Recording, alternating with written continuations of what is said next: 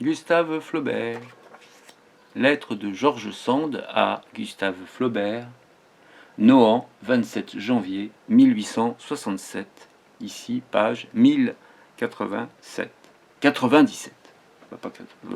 Bon, bref. Bah, zut, troulala. Il faudra le faire en version orale, toi. Bah, zut, troulala, hein. Bah, zut, troulala. Aïe donc, aïe donc. Je ne suis plus malade. Hein. Bah, zut, troulala. Aïe donc, je ne suis plus malade, ou du moins, je ne le suis plus qu'à moitié. L'air du pays me remet, ou la patience, ou l'autre, celui qui veut encore travailler et produire. Quelle est ma maladie? Rien.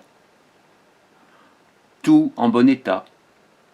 Mais quelque chose qu'on appelle anémie, effet sans cause, saisissable, dégringolade qui depuis quelques années menace et qui s'est fait sentir à Palaiseau après mon retour à Croisset, après mon retour de Croisset. Un amaigrissement trop rapide pour être logique, le pouls trop lent, trop faible, l'estomac paresseux ou capricieux, avec un sentiment d'étouffement et des velléités d'inertie. Il y a eu impossibilité de garder un verre d'eau dans ce pauvre estomac durant plusieurs jours, et cela m'a mis si bas que je me croyais peu guérissable. Mais tout se remet, et même depuis hier, je travaille.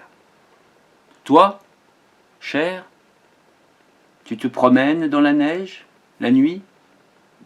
Voilà qui, pour une sortie exceptionnelle, est assez fou et pourrait bien te rendre malade aussi. Ce n'est pas la lune, c'est le soleil que je te conseillais. Nous ne sommes pas des chouettes, que diable. Nous venons d'avoir 3 jours de printemps. Je parie que tu n'as pas monté à mon cher verger, qui est si joli et que j'aime tant. Ne fût-ce qu'en souvenir de moi, tu devrais le grimper tous les jours, de beau temps à midi. Le travail serait plus coulant après, et regagnerait le temps perdu et au-delà. Tu es donc dans des ennuis d'argent? Je ne sais plus ce que c'est depuis que je n'ai plus rien au monde. Je vis de ma journée comme le prolétaire. Quand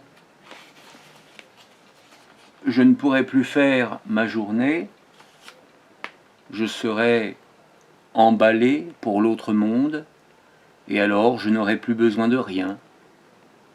Mais il faut que tu vives, toi.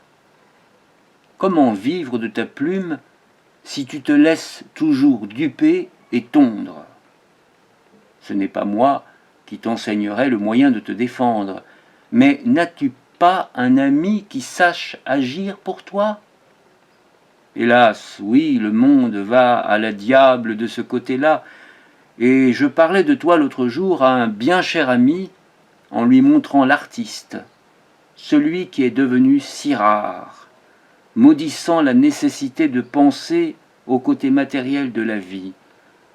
Je t'envoie la dernière page de sa lettre, tu verras que tu as là un ami dont tu ne te doutes guère et dont la signature te surprendra. Non, je n'irai pas à Cannes, malgré une forte tentation hier. Figure-toi que je reçois une petite caisse remplie de fleurs coupées en pleine terre, il y a déjà 5 ou 6 jours, car l'envoi m'a cherché à Paris et à Palaiseau. Ces fleurs sont adorablement fraîches, elles embaument, elles sont jolies comme tout. Ah, partir, partir tout de suite pour les pays du soleil. Mais je n'ai pas d'argent, et d'ailleurs je n'ai pas le temps. Mon mal m'a retardé et ajourné. Restons. Ne suis-je pas bien? Si je ne peux pas aller à Paris le mois prochain, ne viendras-tu pas me voir ici? Mais oui, c'est à 8 heures de route. Tu ne peux pas ne pas voir ce vieux nid. Tu m'y dois 8 jours, où je croirais que j'aime un gros ingrat qui ne me le rend pas.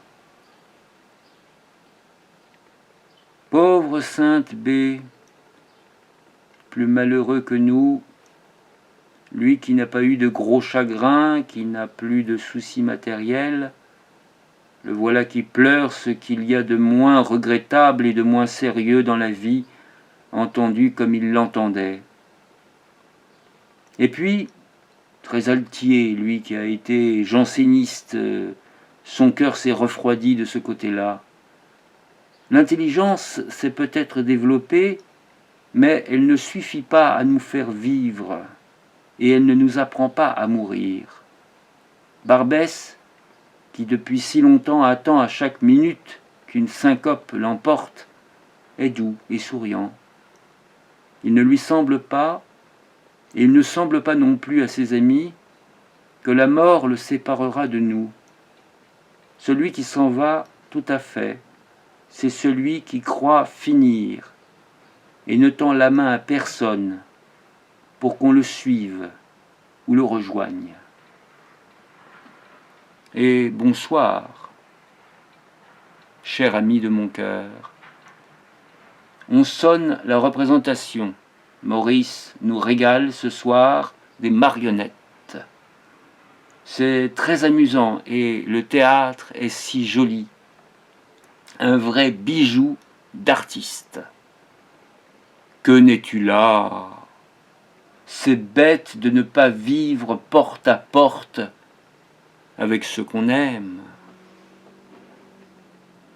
Voilà, c'était George Sand pour Gustave Flaubert, page 1099 ou 1099, comme tu veux.